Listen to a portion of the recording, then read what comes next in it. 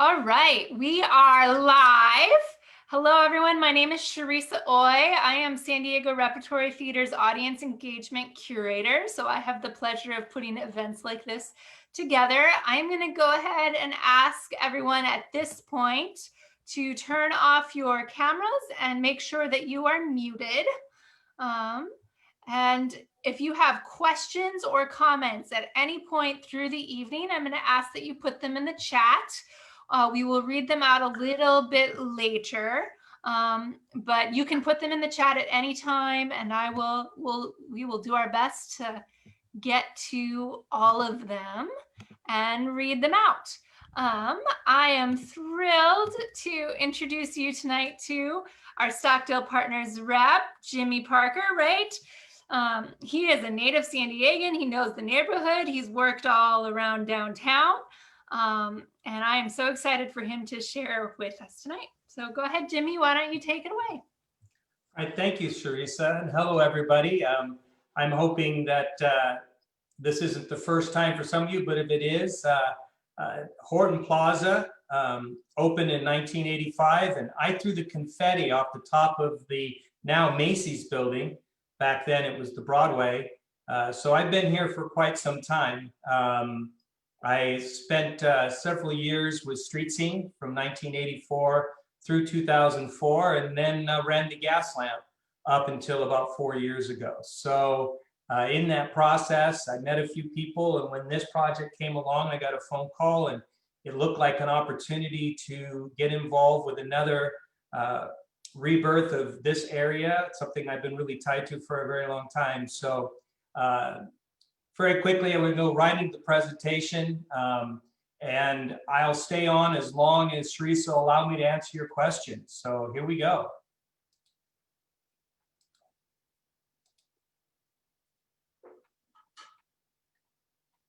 So Horton, downtown San Diego. You've heard campus at Horton. I think you've heard at Horton Plaza Park. The main thing is we're still working on that. This is the most current branding. The most important thing that we want to share is Horton is an integral part of the project and the name, and will remain. The historical significance of the property supersedes even the mall, and one of the most important parts of when the ownership bought this property from Westfield. For those of you who may not know where we are, but I think you all do, we're right there in the middle between the Gas Lamp and the Marina, with the Convention Center to the south and the Civic Court to the north. But the one thing about this slide that's really important to me is looking at where this is located. And it's one of those unique places in all of San Diego County that 1 year from now will be totally connected to three of the largest educational institutions, San Diego State, USD, and UCSD. Bringing the connectivity that also includes the border and East County, as well as neighborhoods along the way. And that's one of the key parts about why the positioning of this property as not only a retail center, we are maintaining a retail hospitality component, as long as with the theaters, the Lyceum, though the Balboa is not one of our tenants, it is an important partner and one of the most attractive parts of the property for me personally, but also for our overall property as a tech center. But this is that other part. I learned this in this process. I didn't know, and I'm a third generation San Diego State grad. I also am the father of a San Diego State grad, and I didn't know that San Diego State and UCSD, just those two schools, every year graduate more STEM graduates than Cal Berkeley and Stanford combined.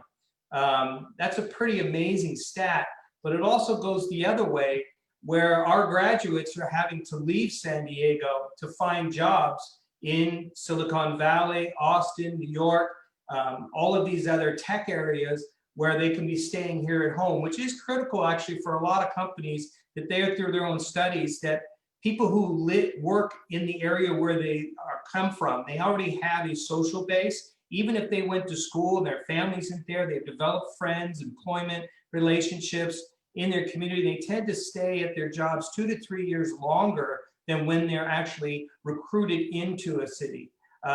So it, again, makes a greater, more attractive city, something you guys already know about San Diego.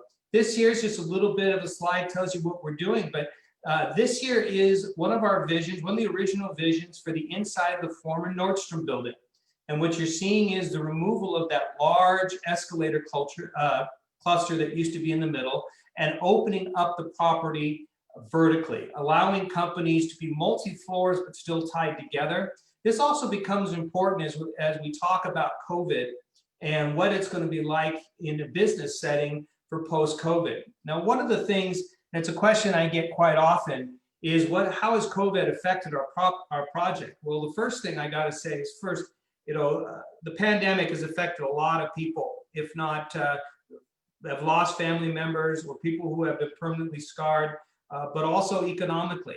And so we respect that. But at the same time, we have to tell you, if we had to open this project in March, we would be empty. We would be having all kinds of problems delivering on the promises of this project. So fortunately, we were going into demolition. So we've had the opportunity over the last 8 months to work with experts in the area about how you build a modern office space that works on modern air treatment, touchless elevators, restrooms, escalators, how with virus transmissions, open space. I mean, something as simple as re-looking at the former Nordstrom Building and adding balconies and operable windows to make sure that it's a fresh air environment, something very unique, I'm saying here in 2020, because most of the buildings are environmentally controlled for the reasons that we would normally think of. But in San Diego, we have such great weather. This all can be managed through modern systems. But again, it's also critical for the health of the building and the people in it. Now, so some of the questions, the original mall was 600,000 square feet. When we took it over, about 260,000 square feet of retail was still here. So when we look to work with the city on our agreement with them and what we would do here, we're going to still bring back 300,000 square feet of curated retail. That really replies to services and retail and hospitality, restaurant, that works to not only the project, but the neighborhood. With my experience in Gaslamp, actually several decades in Gaslamp, I really got a good understanding what makes a healthy commercial district. And one of those things is complementary use. So we don't have it's really not in our area to really duplicate Gaslamp. It's actually, we're supposed to complement Gaslamp. We want restaurants that they don't have. We want these, because we have that ability, we want to have larger patios, things that have a greater gathering space in the outdoors, something that's, I know Gaslamp is working towards with the promenade, but something that we really can go in very much so. But also things like doggy daycare and dry cleaning. Those are also complementary uses to the neighborhood as well as the center. The other thing that's kind of interesting is to realize how big this project really is. It's 6 full city blocks, and when you include the park, it is 7 city blocks and almost 12 acres. And this is kind of what it's going to look like. One of the most important things, you see those big gray blocks. The parking structure is staying. It is an integral part of the property. It's a very successful part of the property. It does need some work. It needs better wayfinding. We are rethinking the fruit and vegetable design. It needs better lighting. It needs better communication. It really has not been thoroughly upgraded since it was built in 1985. So we've got the best of both worlds. We have 2 of the largest parking operators in Southern California with ABM and Ace Parking working with us on this design, as well as security experts to redesign this structure to not only function better, but to be safer, with its lighting and its wayfinding. So and that's a big part. The other thing is you'll see, is again, we're maintaining retail, food and entertainment, but also a lot of open space. And that's the one thing I've discovered personally, having been here as long as I had, is as we're opening up the property, we're actually reconnecting the space to the neighborhood. The removal of the viaduct over the Spanish Steps area here, which had 2 major pillars, already now you could stand in the park. You could stand from the corner of the Lyceum and now see the Piazza, something that never existed before because there were several huge structures in the way. And as we're completing on this side, you're now starting to see the West Canyon and how this is really opening up. And so you have a much better tie to the neighborhood, a natural tie. For people who don't remember the original John Journey design, John Journey was also the architect who designed the 1984 Los Angeles Olympics. And his whimsical design, as motivated by Ernie Hahn, was to create an environment that you repeatedly would navigate through the center, going from the same retail again and again, till eventually you would stop window shopping and go in. A little diabolical, but actually very smart in retail sense. And many people came to look at this mall to study it and how to copy it in other places as a retail center. The other problem was many people also got lost and couldn't find their cars because the 5th floor of the parking structure lines up with the 4th floor and the 3rd floor and the 3.5 floor.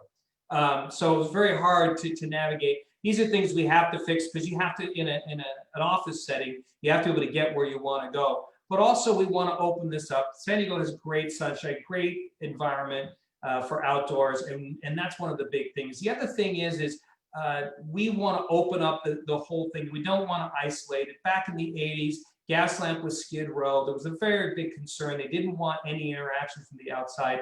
The whole mall was designed to be driven to. I think we've all been a little enlightened over the last 30 plus years that a pedestrian environment is far more healthy for success, if not only personally, but for the business itself, and connecting to the residents that already live downtown, and also then making an environment that's encouraging for the employees to also live downtown by eschewing that regular day-to-day commute. The other thing is I don't know how many of you live downtown, but I know you visit downtown, and we have a terrible reverse commute where the fact is that you're trying to get out of town in the morning, you have a significant amount of cars leaving and gridlock going out. At the same time, if you try to come back, especially on a Padre night, coming in on the 163 or the 94, you have gridlock there as well. But what we're hoping is this project will be a catalyst, which is 4,000 plus high-paying executive jobs, white-collar jobs, plus the support positions that support the project as well in the retail and the hospitality markets, that'll encourage more and more people to actually live downtown and to bring back that whole live, work, and play in one environment, especially with all the great amenities that are in downtown. I think this is something that we're at the right time to really engage into that overall project. The other advantage we have is the size of the project. 6 city blocks, 7 city blocks allows us to do things that many other projects cannot do, especially in sustainability. And as we go for the highest level of LEED and WELL and wired, the main thing is to see is because of the size of our property, our chill water plant alone is large enough to actually supply chill water, which is how most buildings, modern office buildings, cool their buildings, to the properties around us. Also, at the same time, because we're going to be bringing a significant amount of greenery to the mall that didn't exist before, and we want to green the park, we'll be able to reuse that water to irrigate the property itself. So we really get to use the water 3 times here before at some time it would have to go into treatment. The other thing is we're using a lot of the property. Many of the things we're in demolition now are going through our partners at EDCO to be recycled. And many of the things where they can will be repurposed. And we're also saving major parts of the mall, like the Piazza, like I said, that probably the most recognizable, the big mosaic triangle that is there in the middle of the mall. We're also saving the Knights Amphitheater building, which is many people call the Levi's building for the retail that was there at the base for a long time, that is there directly adjacent to the Lyceum. That building has been saved. It's a shell right now, and we'll be remodeling it and then readapting it to ground floor hospitality and retail, and then office above with green space at the top. The other thing is, because of this rooftop, the size of our parking structure, we're able to take advantage of a large solar array to generate most of, if not all of our power as well. This again gives it just the advantages of scale of this property, allow us to do some things, especially in the LEED area for energy and design that many of their properties just cannot achieve. So here's a kind of a general overview. You'll see from the very beginning a lot more green, but really looking here, if you see my dancing hand here, the front is really opening up the mall, bringing it back to the public. E Street coming straight through. The park itself, much more green, not just a stark landscape, much more engaging. And we'll get into some detail, but you'll see even the Bradley building with green roofs. There's the solar arrays, all these things that create a much better relationship to the environment and the community, but also I think make a much more engaging place, especially in the park, something that is really important to me, to have that before and after theater experience in a way that we can manage at a high level. So going all the way down here to the south, this is First in G. This is our vision for the Nordstrom Building. The Nordstrom Building was originally 5 stories with very few windows. There was about 6 of them that faced to the south. You can see there's a lot more because the modern office building, especially in technology, wants natural light versus fluorescent lights or artificial lighting. The other thing is you know, there you see the balconies. So now that airflow, that overall collaborative workspace that really ties to San Diego and what it is. And again, I don't know how many people have seen it. If you've come up to the 7th floor of the parking structure, I've had the opportunity to be on the top of this structure as we're in construction. But we have unobstructed views all the way Coronado, the Coronado Bridge, Tijuana, the other Coronado Islands. It's a wonderful view that very few people ever got to see there when it was a mall. And that we think is a major selling point. So much so, I was up there a month ago with our drone and took pictures from the 10th floor, or what will be the 10th floor. And the opportunity, you can actually see the ships at North Island. You can see all the way again down south, the sunrise on the east. And of course, the skyline of San Diego to the north. It's really a tremendous selling point for our project, but also for San Diego. Here is the entrance down at First Avenue. What you're seeing is really what you're not seeing.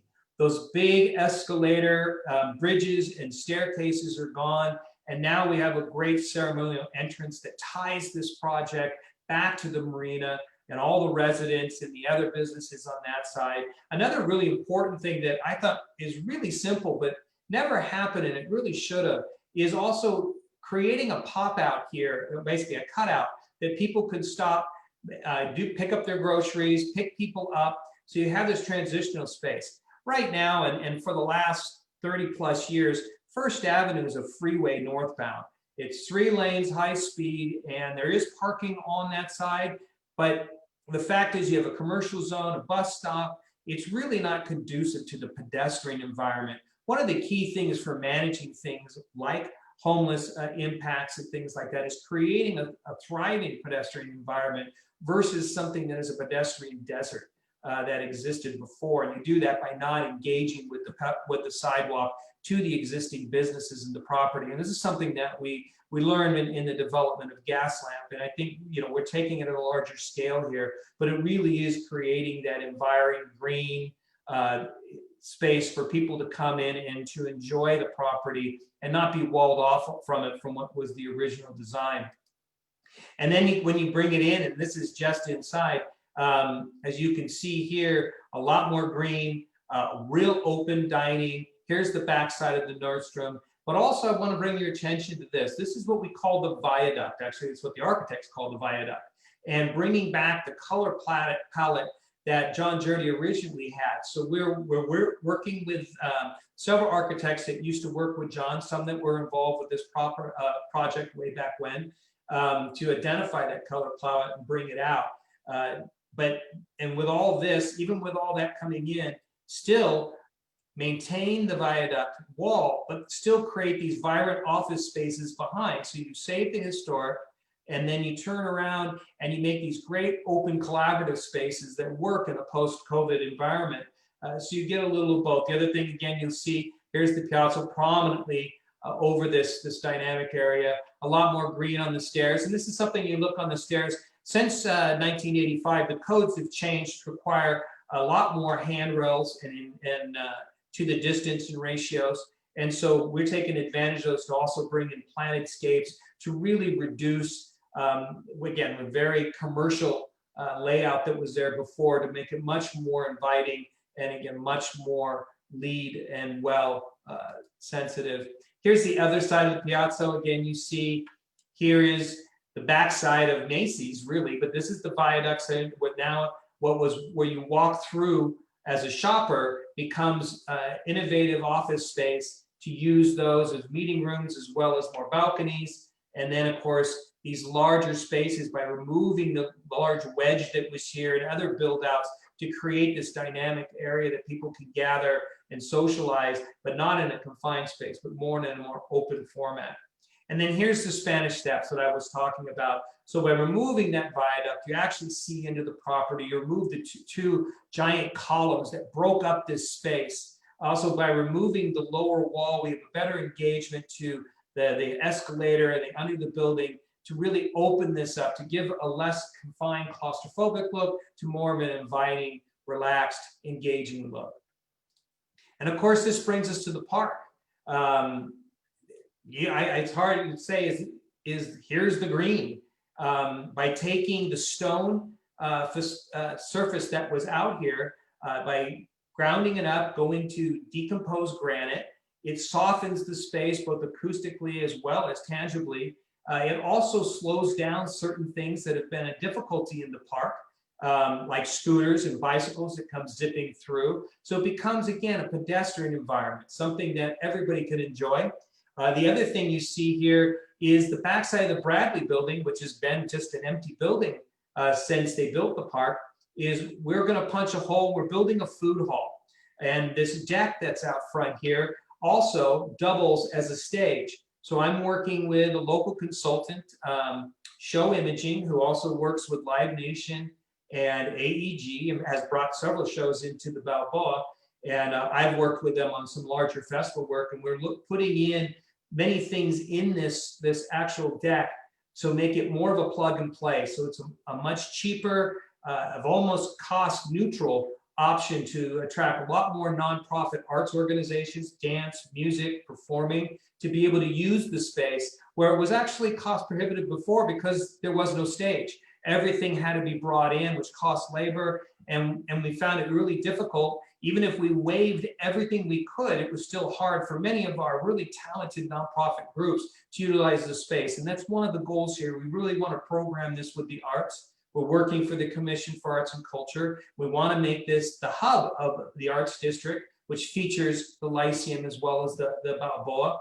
The other thing, and something I really am excited about, something I've been in several meetings with our architects, is changing what was fast food into more of a dining opportunity here in this kiosk. Because anybody knows that the Lyceum Burger Room was there for just a heartbeat.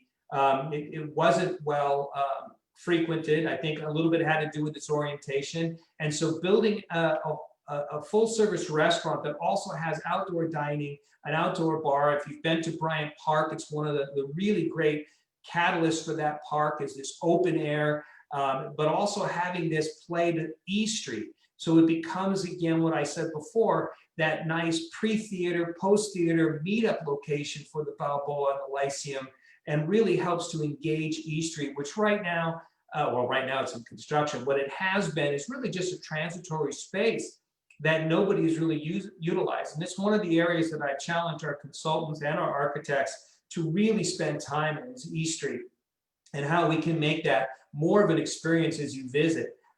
Yes, we want to program, we want to do like that, but really use a successful space that's actually like Gaslamp or Little Italy's you see now are not reliant on events. They're reliant on a great experience to people in their own way as they're coming to the theater, or they're coming to restaurants, or to shop, or even to work, and that they enjoy these spaces and they frequent these spaces because of the pleasure they get. And we like to use the word that they dwell, that they could be in the space at their own rules, and they linger for much longer rather than what the stark, hot, more foreboding space that it was before. And one other part I want to show you about there, and it's important for someone like me. I played rugby most of my life. I played for San Diego State, and my knees just aren't what they used to be. And trying to use the amphitheater, which really was an inspired design by Walker Macy to address this large grade change that exists in the park and build this amphitheater. The problem is that they're not really seats, and they don't work as seats. There also is no shade. And trying to do several work with the Balboa Theater, we brought in young audiences. Those poor school kids were just searching for shade to have their lunch. Yet they sat on the chairs okay, but now we want to bring in real seating with umbrellas and trees to create, again, these spaces to linger, to dwell, to be much more comfortable as a space to be, rather than just a transitory staircase, as it really became with the final design. And of course, you see here decomposed granite, which is the stone that is there now. We grind it up and we'll make those walkways. Again, it'll slow it down. It still works at a pedestrian base, but again, you go from that hard, stark surface of stone to that softer, more inviting surface. And of course, I need not tell you again that we also have grass here that is so lacking in downtown this time. So this gets me to my favorite part. I'm going to unshare my screen, and we're going to get to your questions. That's the way we can actually tailor this to your to really what you want to learn today. So with that, we're going to stop the share, and we're going to open up the chat. Teresa, okay. You're on. Yeah, we have a couple questions already. So the first one is, do you know when we will be able to receive mail on site? This is from one of our rep staff, actually. We, at the rep, we currently are forwarding our mail to a PO box, but post office limits that to 1 year. Do you have any idea practically what that might look like in the future? I don't. We have to do the same thing. I don't mind saying the last 2 years have been quite difficult with the post office, even with the post office here on site. A lot of the new rules, we were struggling, even helping out Jimbos. We built a post office box for them, and that still didn't meet what the post office wanted. So I can't speak for them. I'm hoping that we'll see that change in the new year, because we're in the same boat as you. I don't see any reason why places with addresses can't receive their mail. Again, and this change had nothing to do with our construction, because it really started before our construction. And so we continue to work on it. We're in the same boat, and I'd be really happy to come back and say we got it, because it will all have it. I don't mind saying we have to ship FedEx to my house because there's no post office box there anymore, because they won't allow us to do it. So I'm also part of the postal service for our office. Gotcha. Well, pending more information then. Yes. The next question, I can answer part of it, and then I'll throw the rest to you. We have a question about when will the Lyceum or any other space be open for nonprofits to apply for space rental. So for the Lyceum, we're not ever closing because of construction. We're closed right now because of COVID-19 regulations. And when those are, when we're at a point where we can start doing things in person again, we will be opening up for rentals, and the process is up on our website. So you can continue to follow that process and reach out to our contacts on San Diego Rep or the Lyceum's website. Jimmy, do you want to answer for me? Yeah, I'll dovetail with that. And we'll be working to facilitate that. Our schedule with the park and the property itself is we are on schedule to complete the project with still TIs and tenants moving in, but the public spaces to be done in second quarter of 2022. We're actually a little ahead of that schedule, but we are on a hard delivery for the end of the second quarter on 2022. So we will be open. But yes, working really with you and also the Balboa when we get past COVID. It's an essential part of the health of the property. We want to keep it working. Here's the selfish part, people. If everybody thinks we make money in our parking garage. I'm waiting. Yes, so having active uses. we want to have access uses because that's revenue that also funds our operations here. The nice thing is we're fully funded. It's a nice thing that we had our construction loans all before COVID, but the more money coming in, the more we can do. And so, yes, we want to see the theaters open as soon as possible. So this next question, it might be answered kind of vague. And I'll preface it by saying this is part one of what is going to be an ongoing conversation. We hope the RAP hosts plans to bring Jimmy back in the future as plans develop to provide more details, especially details that are really specific to the Lyceum Theater. A lot of those plans are still in process. But here's the question, and I'll let you add what you can, Jimmy. It's what will be happening to the Lyceum? Well, the Lyceum is staying. Let's start there. And there are some great plans. The theater board met as recently as yesterday. And I noticed Larry's on the call. I know he was in it. We have several of our staff that are involved in that board. Our owners and our architects have met with them over the last 2 years. They're still working out all the details, but there's some key points I know they're working on. And I can't share. Larry probably knows more than I do because I'm not in those meetings. But, you know, simple things like working out how we can have a direct elevator access for ADA from street level down into the theater versus, you know, the original where it's 2 elevators and a transition. I mean, they seem simple, but that's a lot to do to make that happen. There's, you know, an underground space is cool and it does a lot of great things, but it also has a lot of logistical challenges that we're trying to address. I know one of the things that you guys are doing that we're helping facilitate it, you know, putting in a new boiler. This is an older facility. And so the Lyceum with the San Diego rep, but also with Stockdale Capital Partners, we're trying to make a better theater. And it takes time. And I know there's a lot more meetings to come and a lot more design to come. But when that agreement is there, I'm sure there's going to be a much bigger announcement. And yes, I'll come back, and what I'll hope to be able to do is partner with the rep and our architects to give a really kind of glitzy presentation of what that's going to be. Fabulous. Thank you. Everyone, if you have questions, continue to drop them in the chat. This is the last one I have at the moment, so we'll see if any more come. But the Artstics location that was outside of the Balboa, will that continue to serve the community from a location in the park? Same location, different location? Will it still be there? Great question. And hi, Alan. We haven't seen you in a while because you've been there and I've been here, but it's always good to see your name. Artstics is actually open.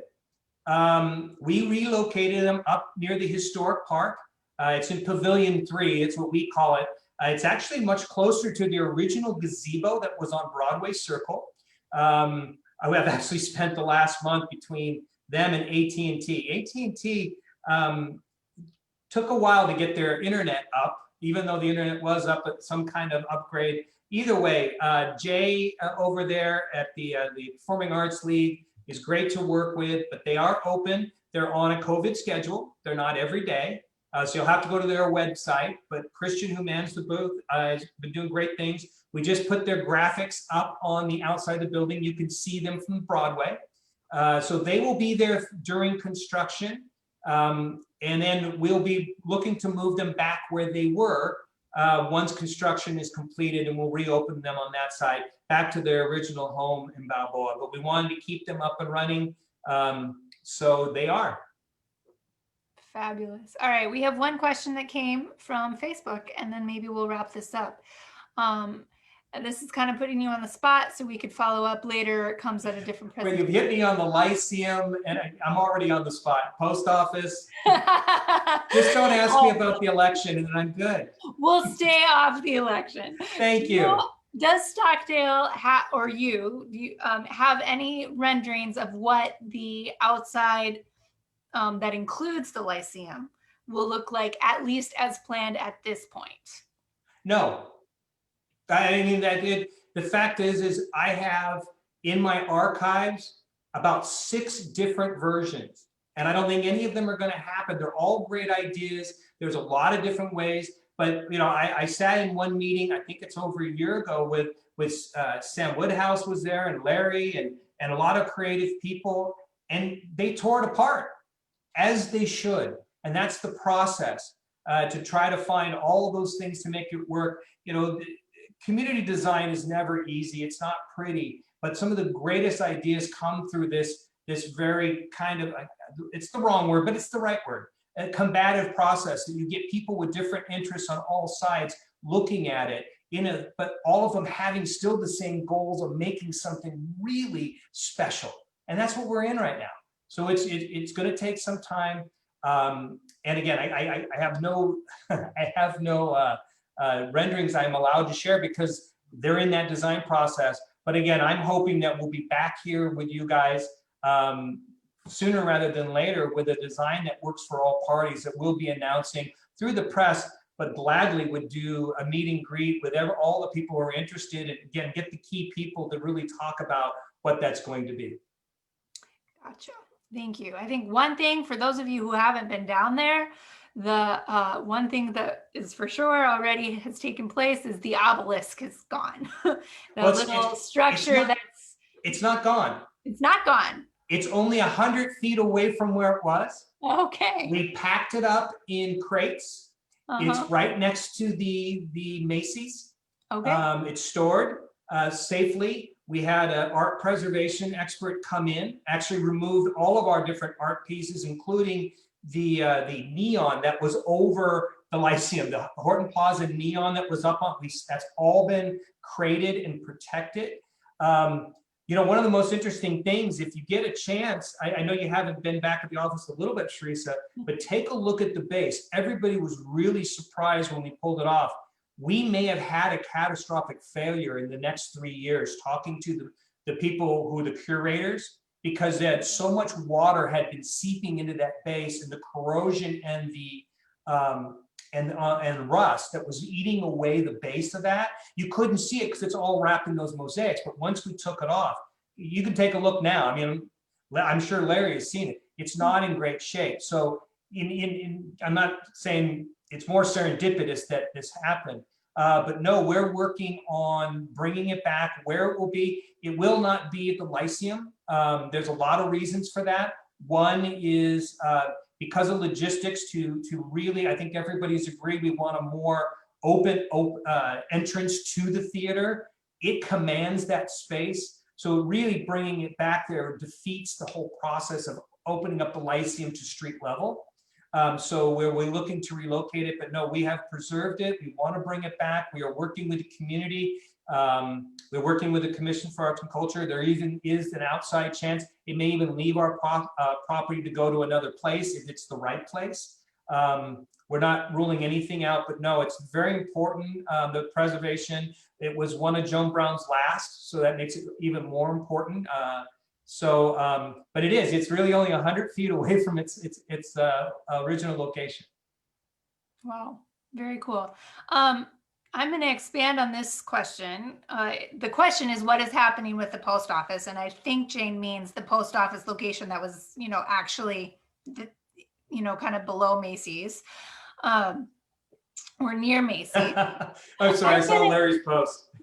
I'm going to expand the Raiders of the Lost Obelisk. I'm going to expand what is happening with the post office question to just retail in general. What is the status of, we're a little ways out from completion, obviously, but do you know any of the retail that might be moving in specifically, including that post office store? Any updates you can give there? Well, the post office is a little frustrating. Their lease was up over a year and a half ago, and we had been negotiating with the post office almost from the first week when we purchased. We took the property over at the end of August in 2018 to keep it in place. Again, we're property management development. We weren't planning on working on Macy's. We weren't planning on we wanted them to stay and pay rent, because that money comes to us. It's kind of a thing. We paid a lot of several $1 million for the property. You want the return coming out.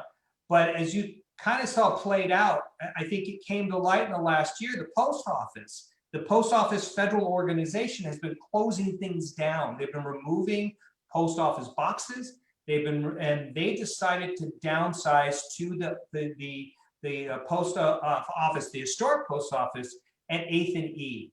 And that's been difficult for some people. I'm sorry, 7th and E. And so we're not getting them back. You know, we tried, but it's a complementary use to what we need for our tenants. That wouldn't have been a better fit. So that's part of the challenge. Macy's, they threatened to stop the project. We worked with them. We came to an agreement. And then right after we signed the deal, everybody in the United States or the world found out they were closing 200 locations. And we're sitting there going, well, guess what? Macy's it's in phase 2. It will look the same when we reopen in 2022. We do not have a plan for it yet. We have the ability to turn it into a high rise. We have all that. We've done initial studies, but it's not in this series of funding. It was not in the plan. So we're going to redo the facades. That was in the plan. We're going to make sure it's ready to go, and then we'll probably move that forward quicker. But that was a surprise to us as well. Things like that happen similar, and I can't go into details. It's even Jimbo's is trying to figure out if they'll stay and if they'll go. Jimbo's won't tell us. He says he's closed, but he's not telling if he's closed for good or it's temporary. You know, these are the games being in property management. And you know, we want Jimbo's to stay. We want a grocery store. It fits. An organic grocery store fits with the clientele that we're attracting. When you're talking to the Facebooks, the Amazons, the Googles, their employees want that level of store. They do. And you already have one, you want to keep them. The nice thing is if Jimbo does decide, and we hope he doesn't, but if he decides he is going to vacate the space, we have already been approached by Whole Foods and others of that type. They're very interested in the space because they see the same potential we do when we purchase the property. Now, retail and whole, you're right, it's a little early, but we are getting a lot of calls. A perfect example is when 24 Hour Fitness, again, who we spent for a year redesigned to bring in a pool and all this stuff, they were going to actually take the space that the movie theater was in. And don't get me started on movie theaters and how unhealthy that business is, especially now with COVID. Trying to find a healthy operator is really tough at the moment. And then they go into bankruptcy and they say, we're moving out. So the great thing is several major fitness organizations are already talking to us, talking design, square footage.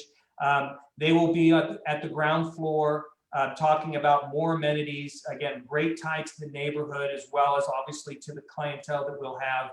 So that's what we're really working on is that kind of clientele. Now, a lot of our retail, as you can understand, we're getting a lot of phone calls, but the first phone call is the ones that you guys would ask is, okay, who's the big tenant going to be in the Nordstrom Building? Who's going to be, we don't know yet. We've been talking to a lot of people, and I don't mind saying, you know, we've had some great conversations with UCSD and talking about their involvement with the project, even being here at the project to tie in with the extended studies that they're doing in East Village.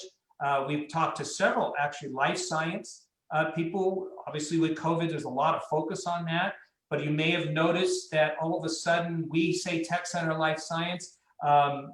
We have Kilroy doing the same thing now in Little Italy.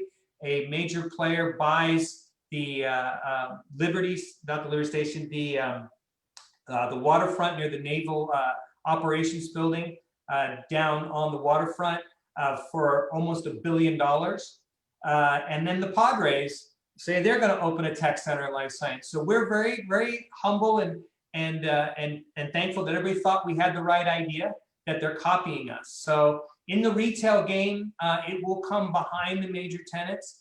And when the major tenants are signed, we will absolutely be announcing those. It'll be exciting for us because that builds that inertia. The great thing is we have a wonderful leasing team on board. We've recently added a couple key players in the life science area that specialize on West Coast as well as East Coast attraction. So we're very excited where that is going.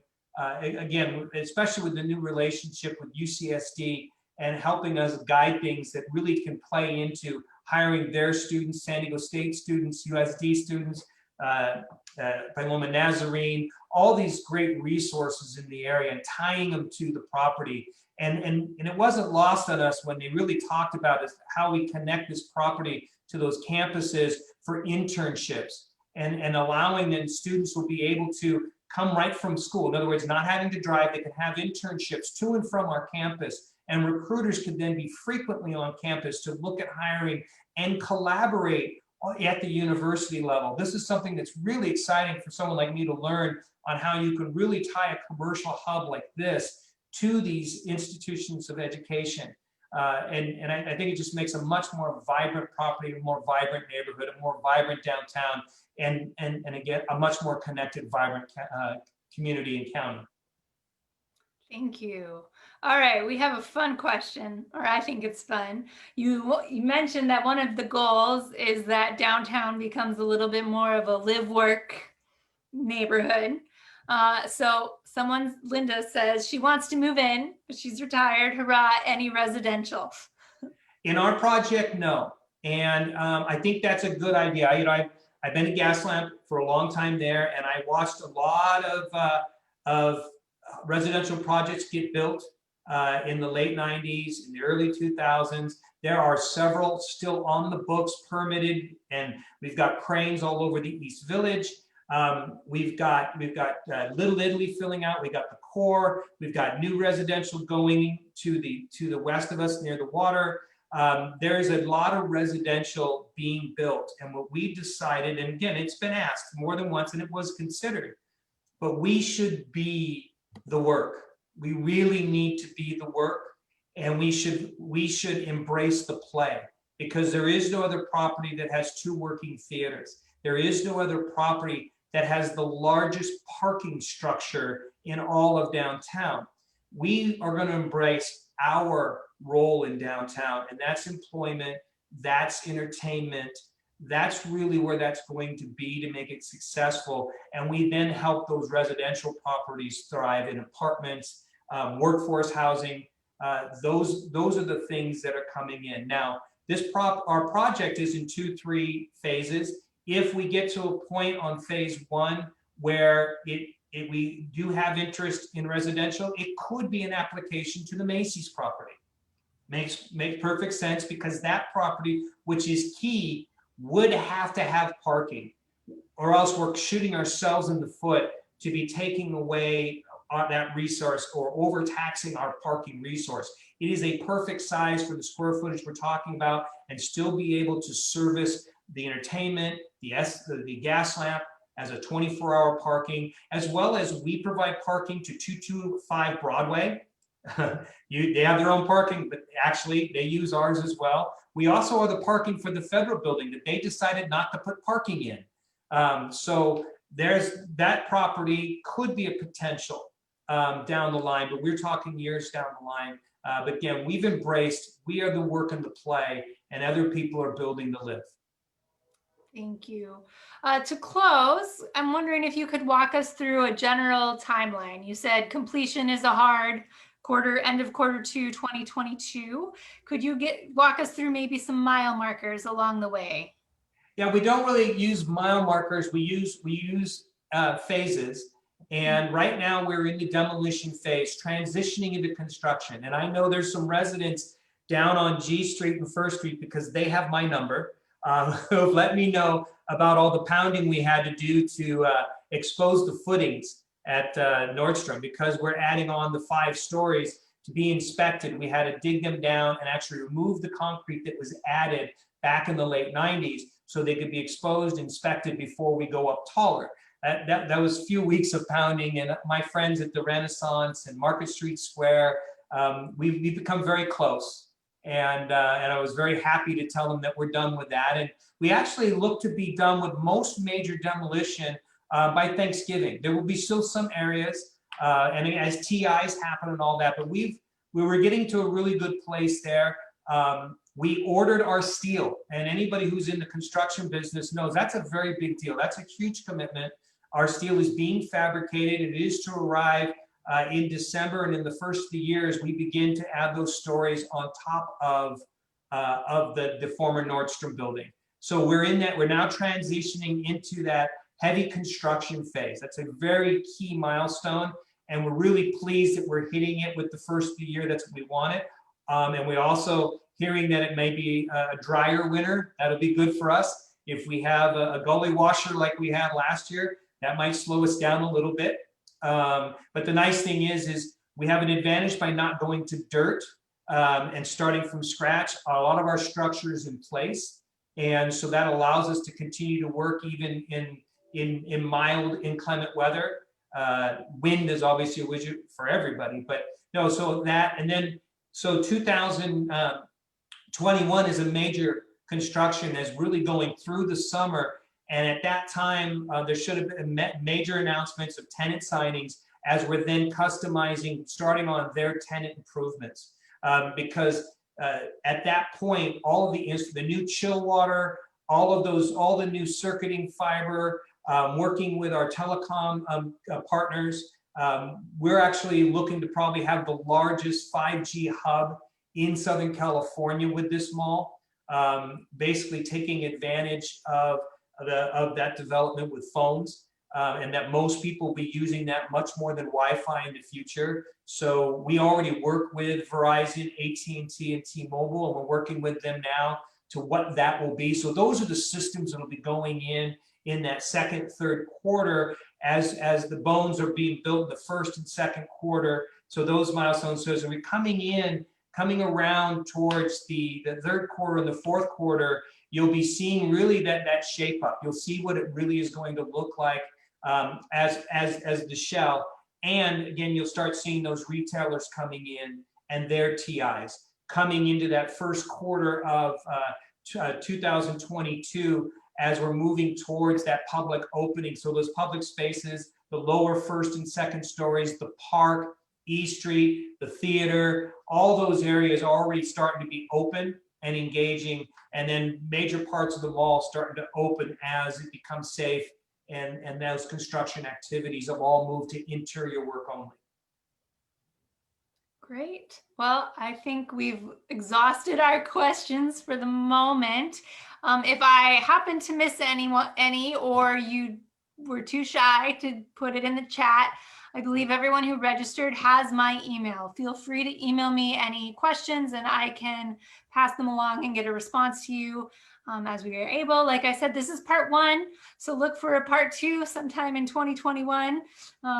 We'll figure it out as there seems to be a little bit more detail to update rep audiences on, specifically about Lyceum.